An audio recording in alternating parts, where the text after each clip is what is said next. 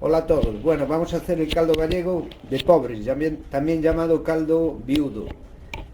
Sabéis que el caldo gallego normalmente se suele hacer con grelos, pero bueno, también podemos hacerlo, por ejemplo, con repollo. Este tipo de caldo, pues es un caldo que lleva simplemente el repollo, los grelos, un poco de patata y quien lo tenga, pues un poco de unto y un poco de chorizo o de tocino y nada más. Vamos a empezar troceando el repollo y picando la patata como para tortilla.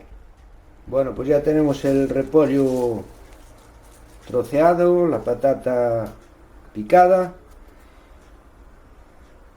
y ahora vamos a echar agua en el poco de agua en la olla,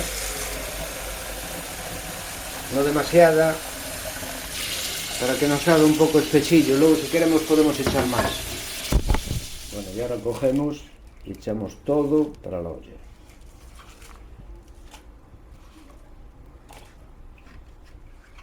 Un poco de sal.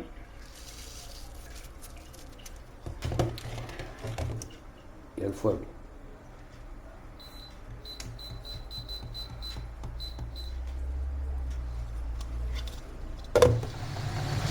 Bueno, como veo que esto se le está consumiendo mucho el agua, le voy a echar un poco o más de agua o un poquito de caldo de pollo de este. Así también le da más sabor. Yo creo que esto con...